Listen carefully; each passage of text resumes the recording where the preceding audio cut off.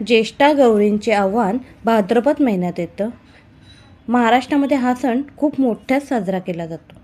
याला ज्येष्ठा गौरी असे म्हणतात आणि या दिवशी माहेरी आलेल्या गौरींचे स्वागत करण्याची प्रथा आहे. उद्या गौरी येणार. आमच्याकडे सर्व फराळाचे पदार्थ बनवले जातात. म्हणजे आपण जसे दिवाळीमध्ये कसं चकली, चिवडा, लाडू तसं सर्व पदार्थ बनवले जातात आमच्याकडे. तर आता 1.5 दिवसाचे गणपती पण गेले होते. सर्व तर म्हटलं चला आजपासून फराळाला सुरुवात करू, म्हणून मी कालपासून फराळाचे पदार्थ करायला सुरुवात करायचं मी ठरवलं. तर मग म्हटलं आज आता पहिले गोडापासून सुरुवात करू आणि मग गोडाचे पदार्थ झाले की तिखट पदार्थ करू. म्हणून काल मी बघा काय काय गोड पदार्थ बनवले ते तुम्हाला आता दाखवते.